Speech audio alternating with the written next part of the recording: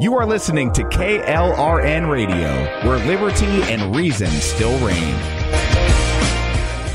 My son was in the Army back during Desert Storm, but even then he wanted an MBA. He looked at a dozen schools, but only one offered the online education and flexibility he needed while he was in a tent in Iraq. Grantham University. Turns out that Grantham's been delivering affordable, relevant college and advanced degrees for over 65 years. Heck, if they can deliver a quality education to a soldier in a tent overseas, think about the flexibility Grantham can offer you so you can earn your degree too. It doesn't matter how complicated or full your life is. If getting a degree is on your bucket list, you'll want to do what my son did. You'll want to call Grantham. Find out how easy it is to get started on your education so you can check that college degree off your bucket list. Call Grantham right now, 800-910-1370. That's 800-910-1370.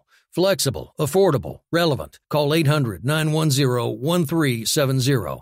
Attention business owners and independent contractors. This is a money-saving message from Tax Mediation Services. If your business owes $20,000 or more in taxes, we can help you today, right now. Listen, dealing with the IRS is no picnic. It's an intimidating and extremely stressful process, and you don't want to go it alone. Our attorneys know every law, every tax break, and every possible opportunity to help you resolve and reduce your tax debt. And if you owe more than $20,000, you may be at the top of their hit list. So don't take your tax debt lightly, because it will not go away on its own. The IRS can seize your bank accounts, your home, and even shut down your business. Call our tax experts today at 1-800-783-0810 and let us deal with the IRS while you focus on your business. That's 1-800-783-0810. Again, that's 800-783-0810.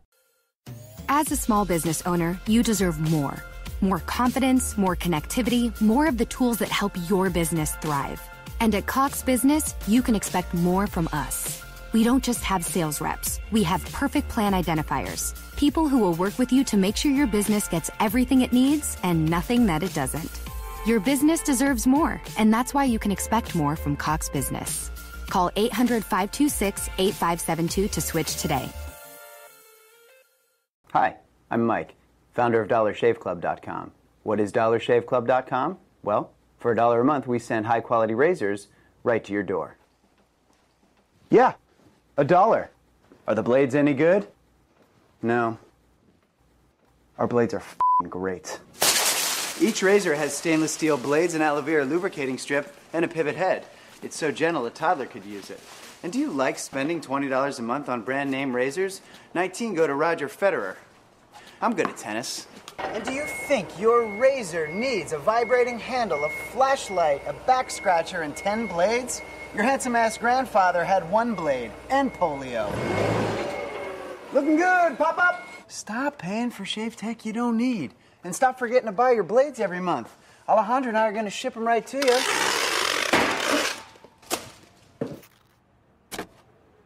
We're not just selling razors, we're also making new jobs. Alejandro, what were you doing last month? Not working. What are you doing now? Working. I'm no Vanderbilt, but this train makes hay. So stop forgetting to buy your blades every month and start deciding where you're going to stack all those dollar bills I'm saving you. We are DollarShaveClub.com, and the party is on. I know karate, I know jiu-jitsu, and drive like a gangster when I'm coming to see you, see you.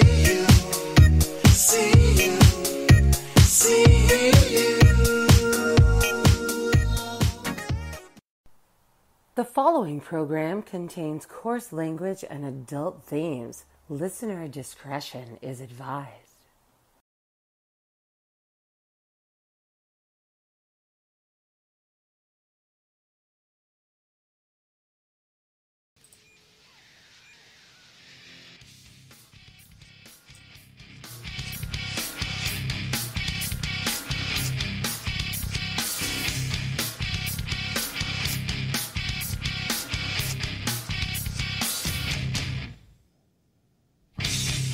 And I wonder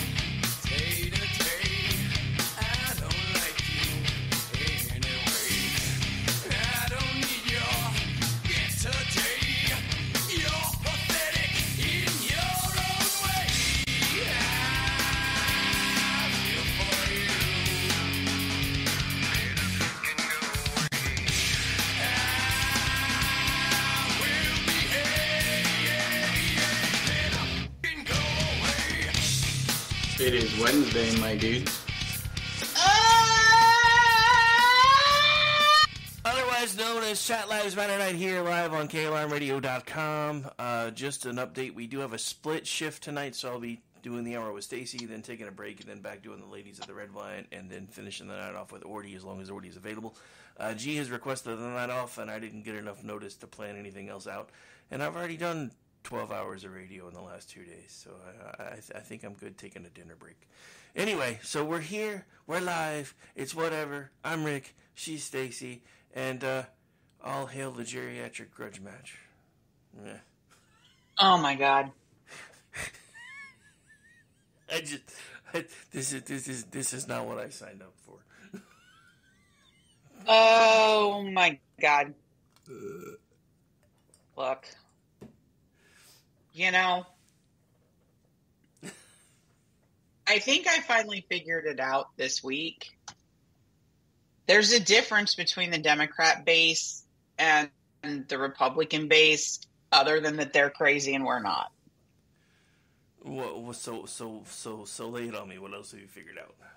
We're so used to getting screwed by the people we elect that even though Donald Trump has abandoned the pro-life movement, right, is going to have tranny bathrooms at Mar-a-Lago, tells us to go ahead and drink Bud Light.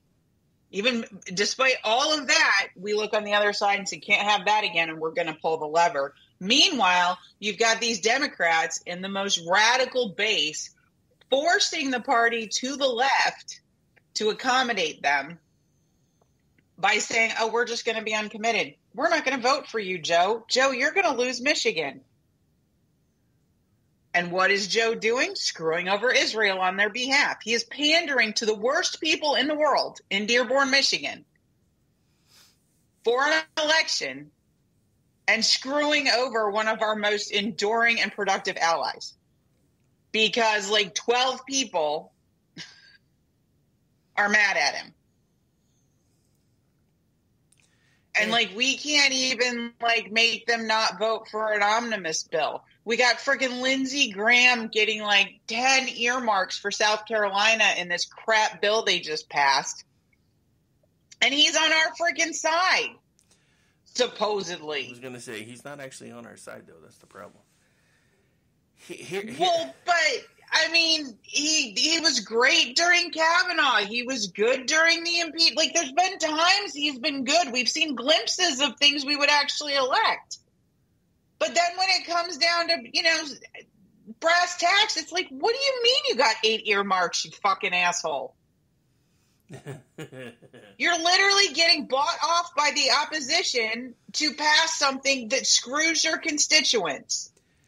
They don't care. In the long term, like you might have gotten a few shekels for your donors in South Carolina, but in long term, you screwed them over, increasing the debt. I mean, come on. Well, let me see if this perspective helps you any, because this is something that I've been coming to terms with and finally figured out a way to sum it up into a single sentence. We are no longer a free people. We are free-range people on a tax farm. That's why they don't care anymore. They do what they want, when they want, whenever they want, give us just enough to rile us up and go out to the polls again, just so that we keep voting for more of the same, because we are free-range people on a tax farm, not free people. And I don't know how to make everybody else understand that, but we need to, because nothing's going to change, because we don't even realize that we're not free anymore.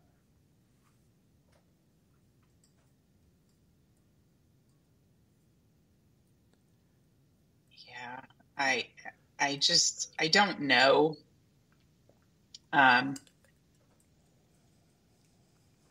It's just like, I don't know how, like, so we saw that tweet from Jason Whitlock today. Now we're going to be MAGA. Nobody can define for me what MAGA is. I know what some people like Tucker Carlson thinks MAGA is. It's an isolationist foreign policy. Trump has never said that. Yeah, people like Jack Posobiec and Raheem Kassem think it's social conservatism. Trump has never said that. There is so little daylight between his proposed policies and those proposed by Nikki Haley that it's almost absurd. Trump is middle of the road at this point on just about everything. Now, don't get me wrong, that's probably going to win him the election, and maybe he's just been tacking to the general the whole time. He has been. But in tacking to the general, it looks like he's betrayed the people that brought him to the dance in the first place.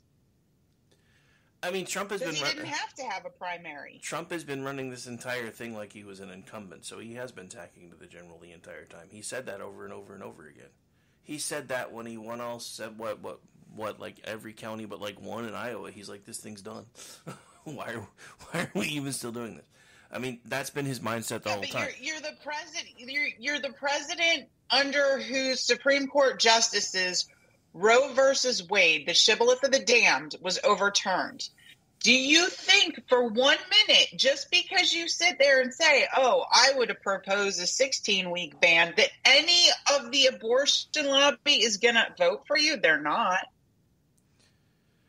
They're not. He's not pulling. They're never going to forgive you for overturning their monument to dead babies.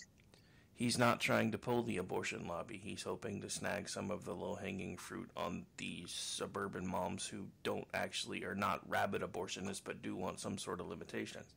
I mean, I understand why he's doing what he's doing.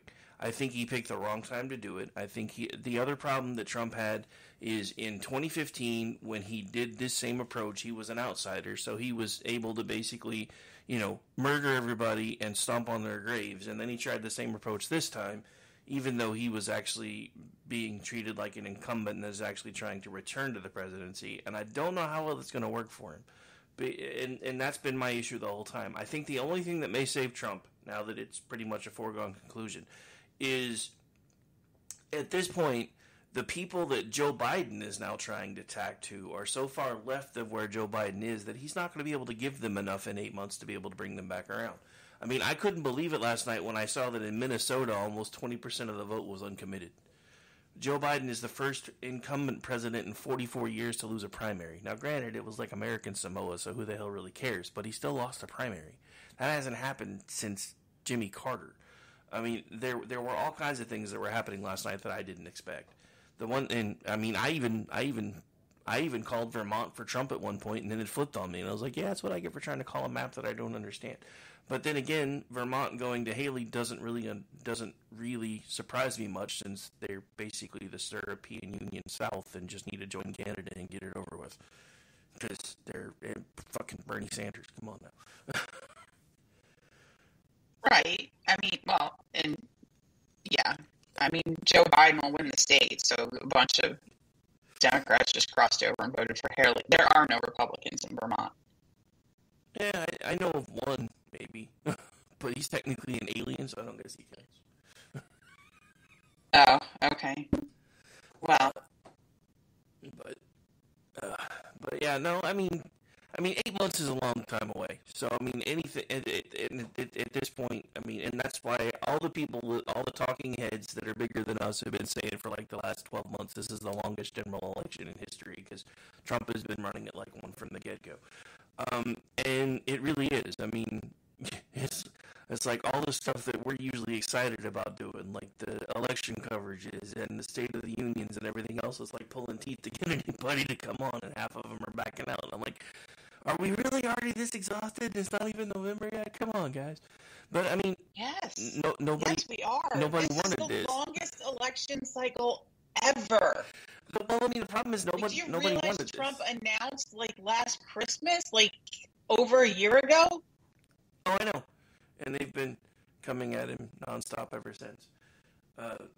It's exhausting. And then they make me defend him. And I really don't want to. I'm going to vote for him, but I don't want to have to defend him. Anytime you start having to defend him, just do what I do. Just start tweeting out all hell Lord Spraytan. I mean, because, I don't know. I got nothing. I'm tired of having to defend him too. But the weirdest thing is, like, in your state, right? Watching this prosecution unravel and watching these people doing the very same thing that they're coming after him for doing, and then being caught in real time that they're doing it, and then listening to Fani Willis trying to say, well, that technology is not reliable. Good job, Ms. District Attorney. You just gave everybody in your jails an appeal because you said that. and you're a person of authority. And so then the FBI is like, yeah, no, not so much. But then again, I don't trust the FBI anymore either. This is not what I wanted. We could have and we should have had DeSantis. And this is not what I wanted. But this is where we are. So now we have to figure out where we go forward from here. My focus is... Well, go ahead. And, like, to add insult to injury, there's people that I like today tweeting out, like, Jim Hansen, he's got to pick Kristi Noem for his VP. I'm like, really? The one that was stuffing Corey Lewandowski? That'll go over like a lead brick with suburban women. Like, what are you guys, stupid? Yeah, let's take the hottest one. That'll make sense. The hottest one who has no business being vice president, doesn't have the experience despite being the governor of a state. Like, really, Kristi Noem should be the ag secretary. Can we get real for a minute here? She has no military experience, no foreign policy experience. And we're going to put her next to an 80-some-odd-year-old president? No! You and I have different definitions of hot. I still want him to pick Tulsi Gabbard just so heads explode. Just saying. Okay, but I think fewer heads would explode, and she would do better with suburban women. I'm talking about heads on the left, She's though. Still very pretty, but she hasn't been stuffing a guy while married. I mean, it's like, no. And not only that, she's horribly scripted. She's never going to be able to go extemporaneous. All she would be there is because she's good looking and she won't interfere with, she's such a suck up, she'll do whatever Trump says. Like, and even if the stuffing is not true, the Democrats will still use it. Like, if you want to lose suburban women, that is the best way to do it. The best way to do it. And not only that, her COVID record is a freaking lie. She didn't not shut down the state. Her state legislature stopped her from shutting down the state. She tried. So she goes, South Dakota was a beacon of freedom. Liar. Liar. You tried for it not to be. Like, she was no better than Mike DeWine and some of the other squishy Republicans. She tried to shut it down. No, if he picks her, I'm going to lose my mind. Are you sure you have anything left to lose? I mean, you work with me, so that's got to cost you at least some of it. No, you're fine. It's just, I'm like, oh my God. Oh. But yeah, I was dying last night. It's I like you. Please don't say stupid things. We really need a strong vice president who could actually, be president if needed. Yeah, I still You look at how much Joe Biden has changed in the last 3 years. If you don't think that could happen to Trump, you're crazy. Just because they don't start at the same point, like Biden was pretty debilitated when he got elected, just because they're not starting from the same point at jump, there can still be significant deterioration. We need somebody with a brain. I honestly think Biden has had some sort of a stroke or something at some point. Because if you go back and look at his video footage from 2020, there is night and day difference for it to just be about 4 years ago. He was coherent for the most part. I mean, yeah, he still had slips, but that's what worries me is Trump is kind of where Biden was 4 years ago. So I'm afraid that we may be trading one decrepit old man who shouldn't be buying green bananas for another, which is why I am curious to see who, now that it's pretty much a foregone conclusion, I am curious to see who the vice presidential pick's going to be. Now, it is normally, at least on the Republican side anyway, it's normally kind of a vote by committee, so I don't know how much say he's going to have, but then again, if Laura Trump winds up co-chairing the RNC, it may not matter anyway. I don't know. There's just so many things going on, and I heard a clip from Bill O'Reilly that was put out. He was talking about it even before the first Supreme Court decision came out, and he's like, "Well, first of all, that's going to mean 9-0," which anybody who listened to that stuff was pretty sure it was going to wind up either being 8-1, 9-0. And I think one of the reasons it may have taken an extra week or a little bit more than anybody expected for that decision to come out was because Roberts was working on whoever the holdout was. But he's like, and all these other things that they're charging him with, most of them don't even involve jail time. So even if he gets convicted for it with anything, all they're probably going to do is hit him with house arrest. So if he winds up winning the election before he gets convicted, he's going to be running the country from the White House under house arrest. Who the hell cares? And I'm like, I hadn't heard that perspective. That's a little. Can you imagine a president with an ankle bracelet, though? That would be a little weird. Or an ankle monitor. I just, again, this is none of this is what I wanted. But for some reason, we are on a delegate-driven collision course between two men that shouldn't be buying green bananas, and I just don't know how we got here. Oh, I do.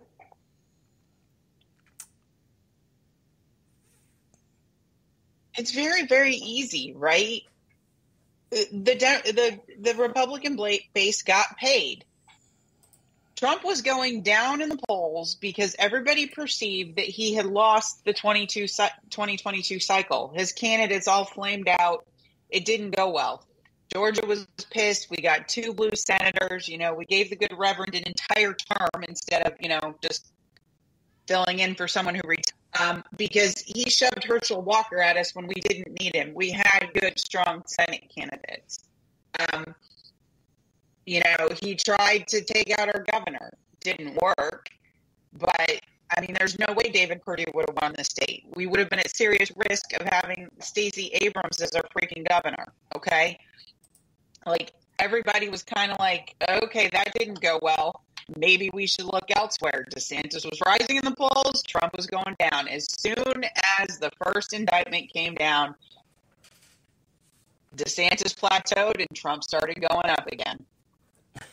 And every time they indicted him, every time something new came up, his numbers just went higher and higher and higher. Yeah, but you would figure at some point that would have started wearing off. Again, you got to remember this all started way back in December, and it's just, and part of it is the outrage, and I get that. That's just like 1 minute everybody's talking about how Charles Barkley's finally realizing that California is a cesspool and talking about how he can't even go to a basketball game without a flak jacket. Then a week later, he's like, and I'm going to knock the next motherfucker out that's black that I see wearing a Trump mugshot t-shirt. I'm like, what? First of all, I haven't seen anybody wearing those. Second of all, why? But third of all, why? But it's Charles Barkley, so who cares? Nothing, like I said, nothing really surprised me last night except for 2 things. And that was, I was honestly kind of surprised that Haley picked up Vermont. But then again, not that far removed from D.C. But the thing that surprised me the most was when I flipped everything over and started looking at the blue side of the map.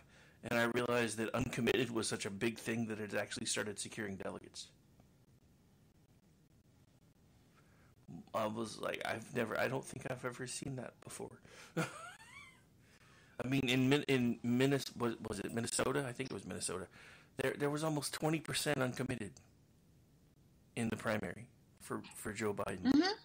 Almost, granted, it wasn't nearly as, I guess probably because Michigan has a much bigger population, but more people actually voted uncommitted in Michigan, but it was still a smaller percentage. But again, when the crazy lady in Michigan was trying to convince people to vote undeclared, she honestly thought they would get maybe 10, 15,000 people to do it. There were almost 111,000 people that voted uncommitted. I don't know how Joe Biden undoes the damage at this point, because the people that it's one thing for Trump to try to tack more towards the center. And yes, I agree with you. I think he did it too early. Because he's pissed a lot of people off. But I also understand why he was doing it, because to him, he's been running a general election the entire time, and he's basically told everybody that repeatedly. But with Biden not tracking more to the center and actually tacking further left, he's not going to be able to come left far enough, fast enough to appease the people that are currently pissed off at him, unless we start lobbing nukes at Israel, and that's not going to happen. At least it better not happen. Hopefully by now somebody's changed the codes and hasn't told him. Well, now like they're supposed to not do anything because it's Ramadan? Like we're not supposed to go get our hostages because it's Ramadan? Well, you know, what? We're trying not to anger the Muslims, Stacy. We're trying not to anger the Muslims because we don't want them mad. Oh, but it was perfectly fine for them to skip over the border and murder 1,200 Jews on like one of the happiest days in the Jewish calendar in the year. I mean, come on. Well, according to the Muslims, that didn't actually happen, though. Remember, it's all a psyop. Yeah, okay. It's all a psyop, Stacy. It's yeah. I mean, yeah. Trust me, my eyes were rolling too, but the one that listens to me anyway. Yeah.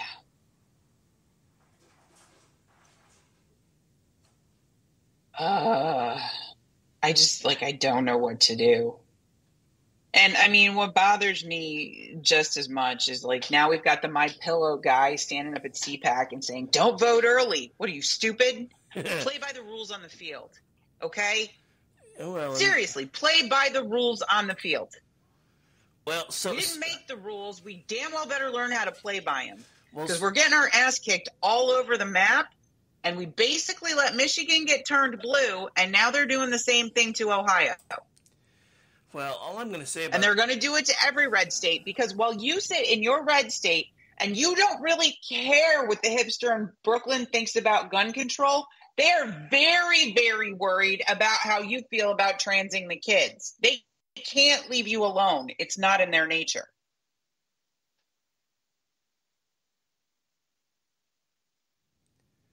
Well, all I'm going to say about that... Did I lose you? No, you didn't. All I'm going to say about that is we need to stop giving power to people that don't deserve it. Why the fuck are we listening to a pillow salesman? Why the fuck are we listening to an up-jumped Twitter character who basically says we need to destroy the Republican Party and rebrand it as MAGA? I don't give a shit if he's part of the Blaze. That's Glenn's problem, because Glenn apparently needs to do some housekeeping if that's the kind of shit that he wants out in the public realm with regards to the Republican Party. We need to stop giving these people power. That's my issue with all of it. Because we're the ones that elevated Jack Posobiec. We're the ones that have elevated the MyPillow guy. We're the ones that elevated fucking Laura Loomer. That shit needs to stop. Because we're feeding... No, we didn't. No. We didn't. We collectively did. Because now those of us that get paid to write about this shit keep getting... Me, I'm raising my hand. Keep giving these people oxygen because it's easy clicks. And we need to start figuring out whether we care more about clicks or actually fixing shit, because we got to stop giving the crazy people oxygen. I'm just saying. Well, I mean, I don't write about those people. Well, I know. If I write about them at all, it's to point out their stupidity. But you're still. I mean, I don't like.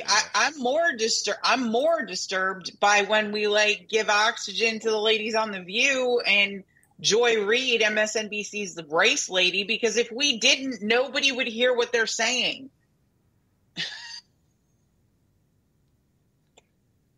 Well, Joy Reid. How many people watch Joy Reid except for the clips that conservatives put out there? Maybe 10? I was going to say, Joy Reid needs to go away anyway, because she's stealing my culture. She shouldn't have blonde hair. I'm just saying.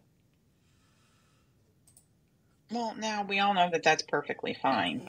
No, it's not. White people are the only people that can steal culture, Rick. What about this do you not understand? It's part of what I'm starting to call bullshit, because if you can whine about me taking your culture, then I can whine about you taking mine. Stop LARPing a white woman, Joy. Everybody knows you're not white. Just saying.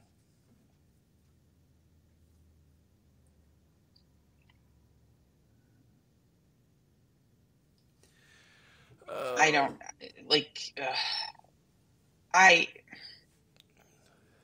I don't know. It's just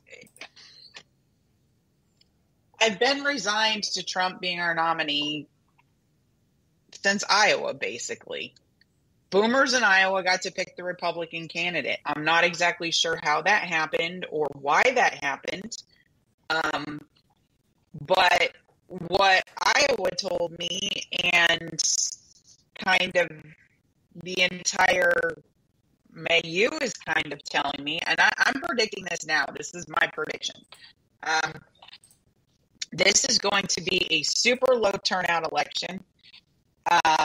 The bros won't be flipping at 20%. They're just not going to vote. And that'll be blamed on laws in Republican states to make the elections more secure when the black vote doesn't come out. I think Hispanics, in so much as they vote, will flip to Trump at a pretty good clip. I think they're a lot more in tune to like how wonky the culture is getting as a general rule. And for most Hispanics who actually vote, they were well assimilated into American culture, a couple generations ago.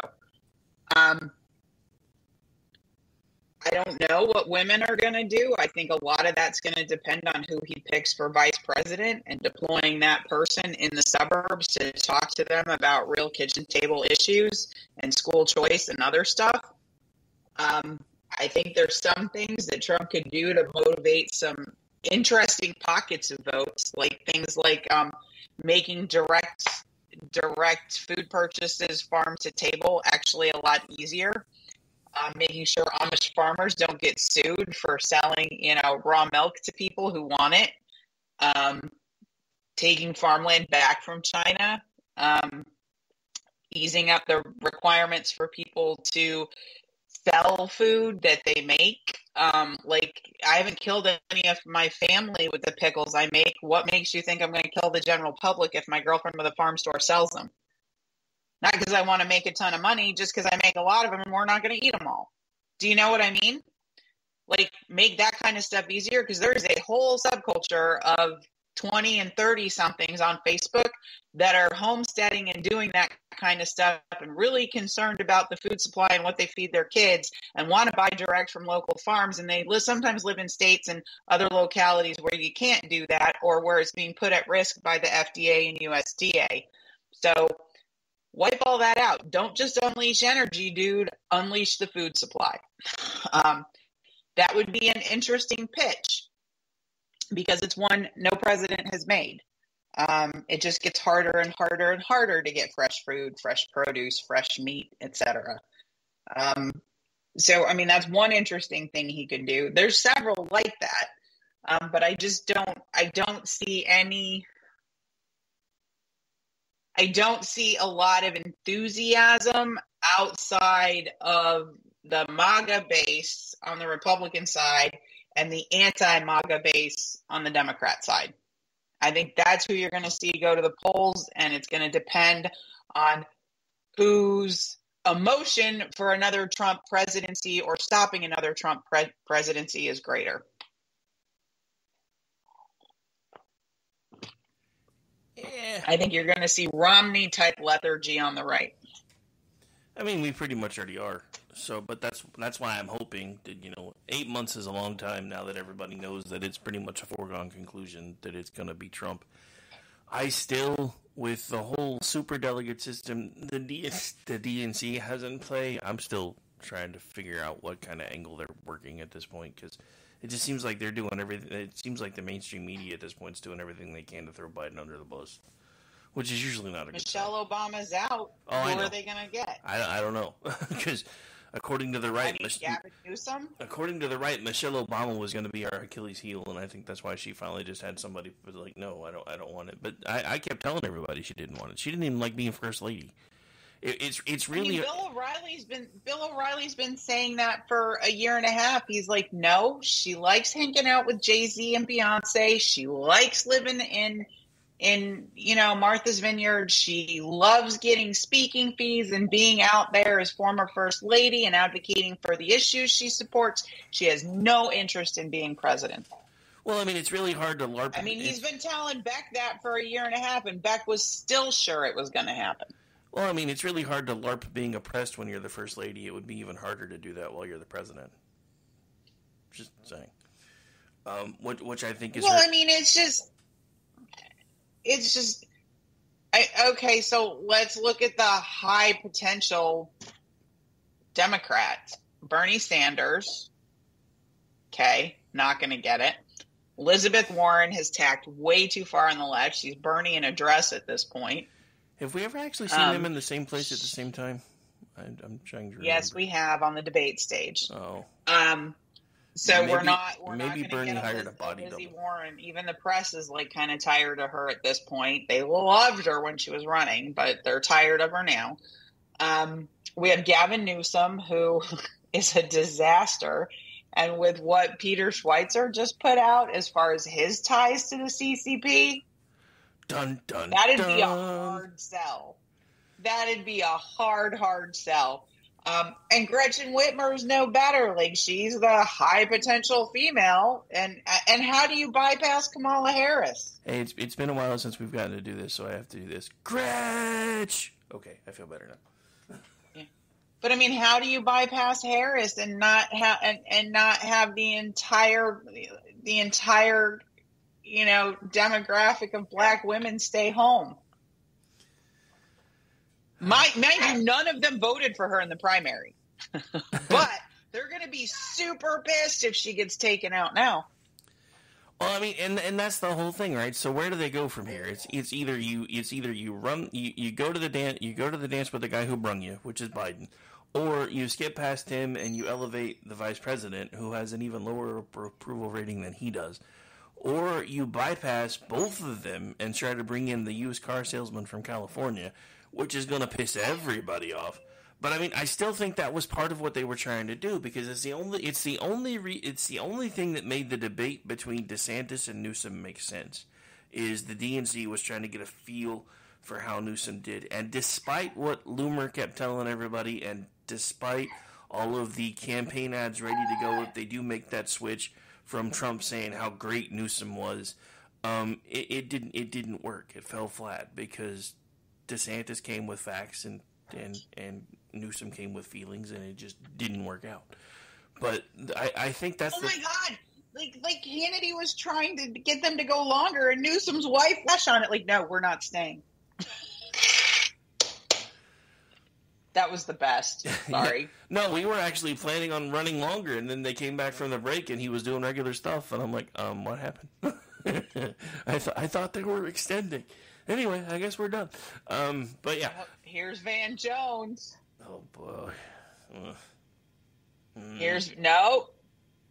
Van Jones on CNN. The RFK Jr. factor is something I think people are underestimating. He's growing and he's building. I mean, 70% of the people that are currently dissatisfied with both people say they're ready to vote for third party. So, I mean, if that trend doesn't change, we may have a third party candidate for the first time ever. I still just wish that he and DeSantis would team up and they would just say, we're going to cut the bureaucracy, fix crony capitalism, and bring the security state to heel. That's the three things we're doing for the next 4 years, and then we'll duke it out on the ticket. I think that would be awesome. I mean, I honestly... We're going to have COVID accountability, we're going to fix regulatory capture, and we're going to bring the CIA and FBI under control. Just do those three things. You realize and then we'll duke it out on the ballot in 2028. You realize this? Like, I think that would be the best thing ever. You realize the second they say those three things out loud, there will be car bombs. Oh yeah, but only 75% of America would vote for that. Well, no, I'm just saying. I'm not saying it's not a great plan. I'm just saying the second they said that stuff out loud, there would be car bombs. Kennedy's already requesting Secret Service protection again for like the fourth time because now he has credible assassination threats. Can you imagine how much worse it would be if they finally said, "Hey, we're actually going after the real deep state," which nobody wants to admit is the FBI and CIA? Well, and USAID and NED and yeah, but the thing about it is those things all feed into each other. So the CIA. Well, no, they feed outward, right? What the CIA can't do, USAID and affiliated non-governmental organizations that are all funded by the government. Yeah, I mean it's a web, and that's the other thing that needs to be reined in, right? That's how we end up like overturning governments in Eastern European countries like Ukraine. Oh, I know. But that's the problem. Is now they've turned that mechanism. Did everyone see the cow is retiring? Oh yeah, we saw. Oh, I'm so happy. My God. And the person who put it out as breaking on Twitter used the ugliest picture of Tori Newland I have ever seen, and it was gorgeous.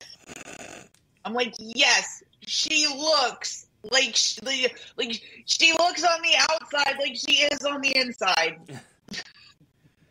She is the most bipartisan, warmongering, neocon piece of shit in Washington, D.C.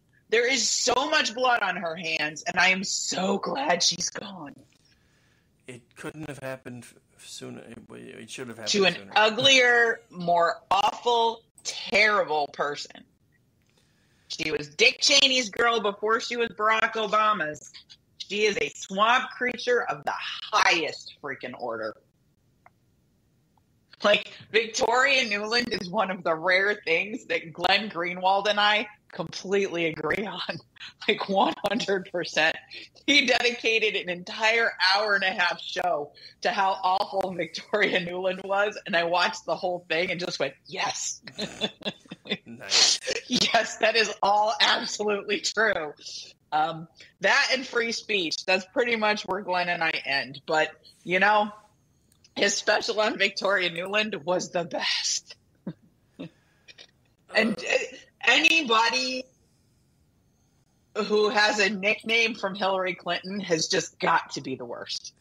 Well, let's not talk about nicknames in Hillary Clinton because her Secret Service staff gave her one too. Oh, I know, but it's just like every week, Rick, we should do a segment. What made us happy? Because I think there's going to be a lot that's going to make us sad and piss us off in the next several months. We should concentrate super hard on a segment called What Made Us Happy This Week? Or we'll call it the Happy Dance. This week's Happy Dance is Tori Newland is gone. Woohoo! Actually, I need to come up with theme music for the Happy Dance segment now. I have to find something.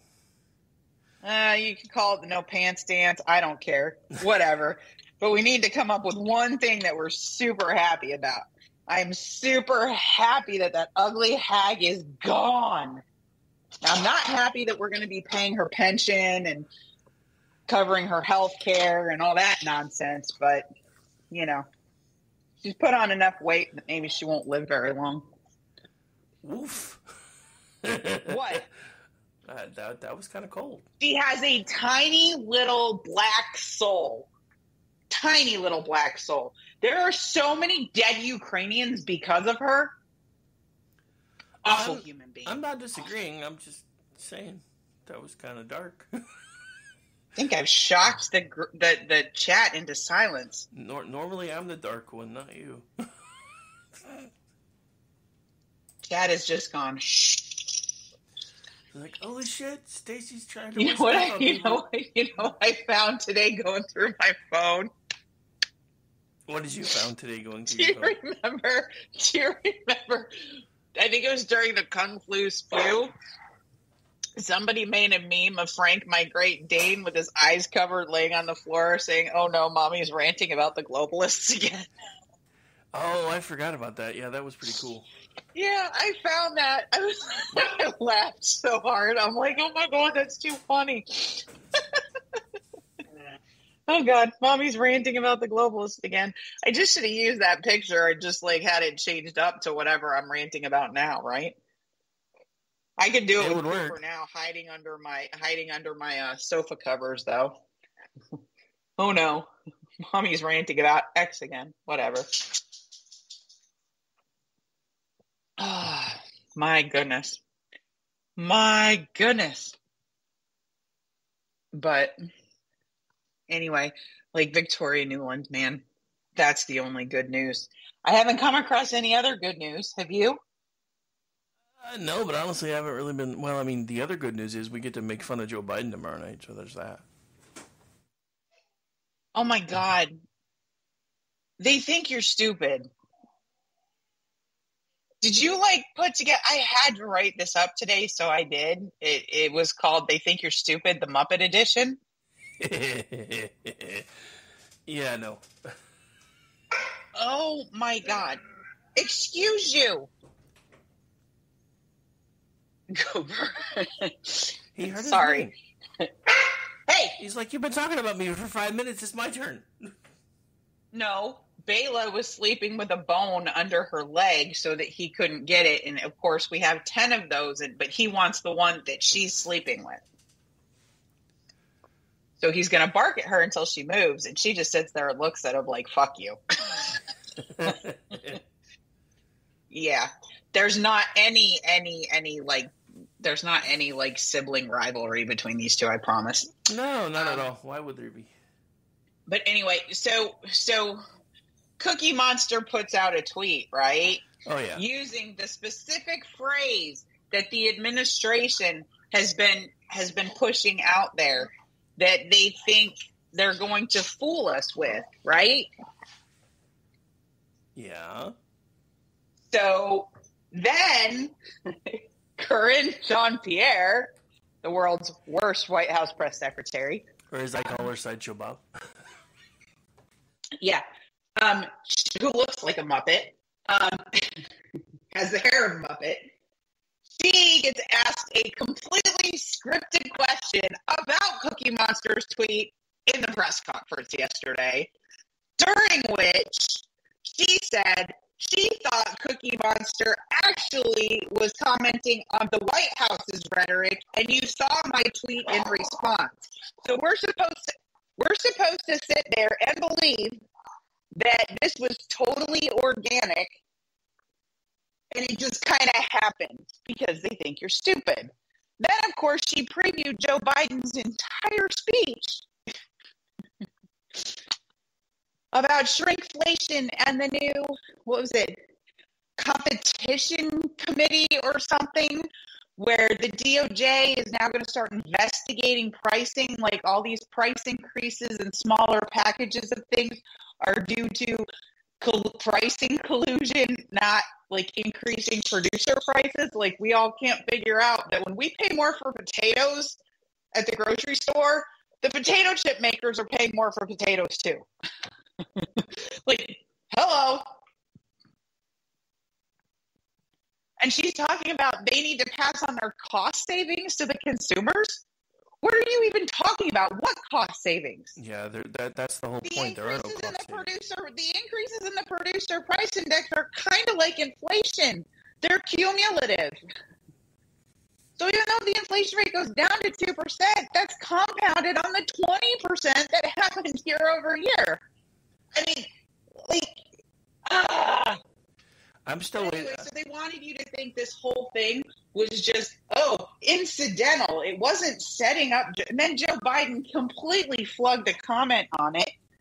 Well, I mean, it's Joe Biden. Completely muddled it. Oh, and Cookie Monster and cookies and something. And it's like, oh my God. He's like, I couldn't believe that happened. Yeah, we're shocked too. Yeah, this is our shock face. What the hell are you people trying to pull? Are 12-year-olds running the White House comm shop? Seriously. Well, I mean, so here's what I'm waiting to see. Does Cookie Monster get a seat of honor at the State of the Union address? Does Jill try to tongue kiss Cookie Monster? And is there a press conference 3 days later where Cookie comes out and says, Dr. Jill tried to touch Cookie in Nono Square? Sorry. I'm just like, well, and then it was so obviously contrived that Frank Oz the voice of Cookie Monster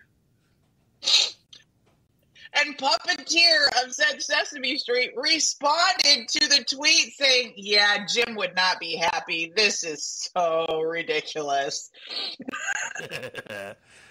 And I'm like, oh God.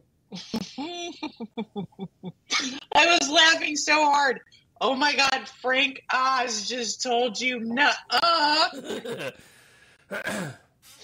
Yeah, I think the funniest thing was somebody put out, because there was somebody else that was commenting on the Cookie Monster thread that was like a political pundit or something, And then in one of the groups I'm in, somebody had said, well, I wonder which one Jim Henson had his hand up their ass. And I was like, Jim Henson had 2 hands.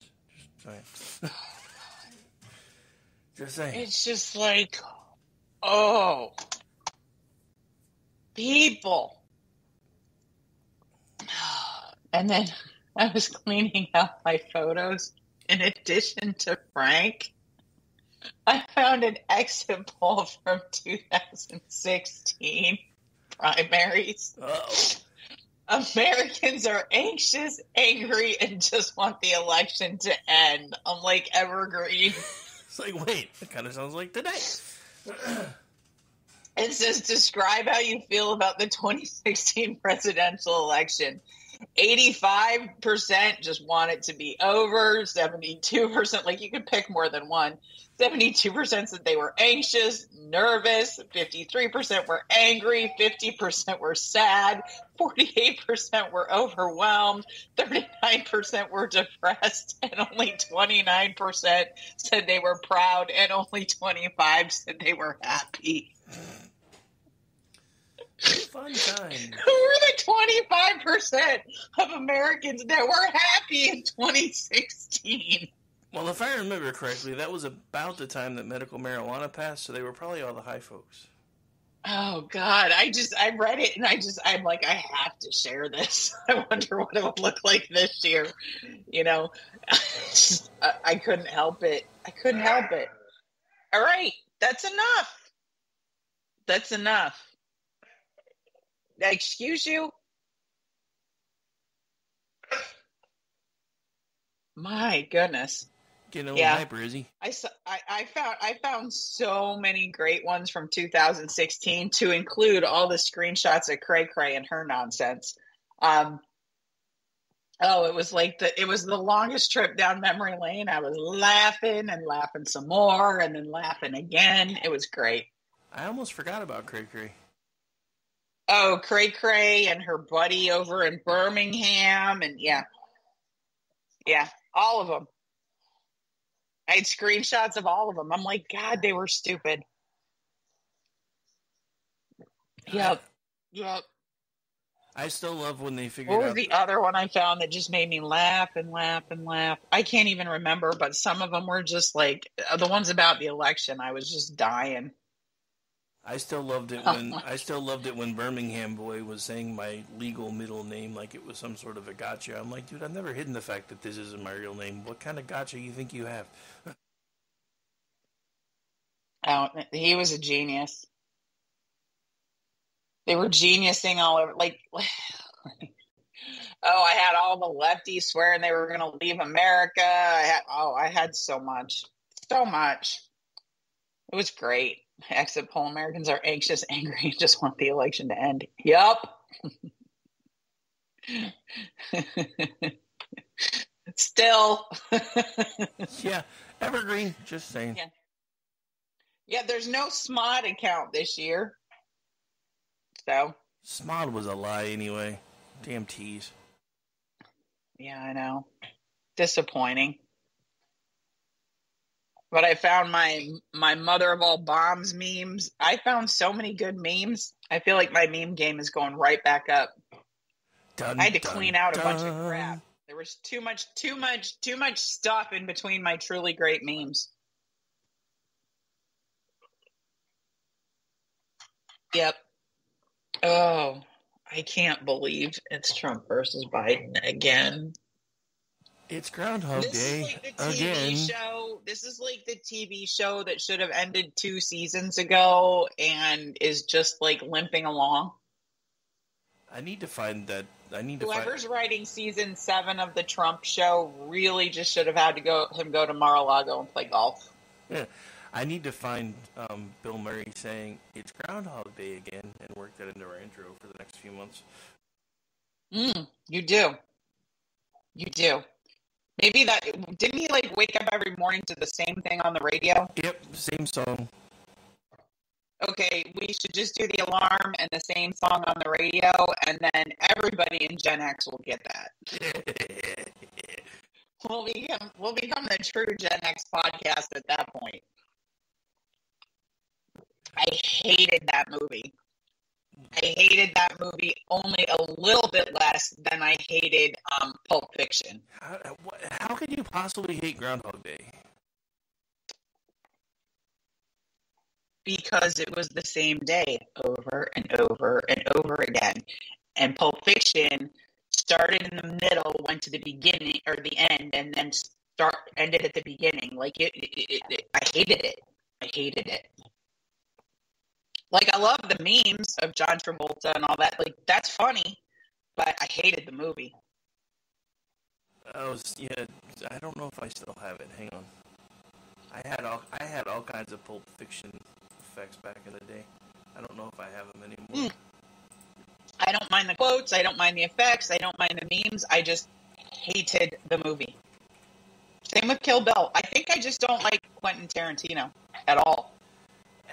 I mean, Quentin, he's kind of an acquired taste. I'm not even gonna lie. Yeah, I just didn't want to acquire it, I guess. Nope, I don't have them anymore. I used to have all kinds of lines from Pulp Fiction. I used to use one against my liberal-leaning co-host when we did Finding Common Ground, because he would go off on a tangent, and he would just keep talking and talking and talking, and eventually I just shut him up by playing Samuel Jackson. English, motherfucker, do you speak it? You think he's still really happy with the liberal agenda? I mean, was he a traditional liberal, or was he a, like, flat-out progressive? No, he was a traditional liberal. So no, he's not real happy either. But I mean, we still talk once in a while, but he still thinks Trump's the devil, which is kind of why I just started yelling out "All hail Lord Spraytan."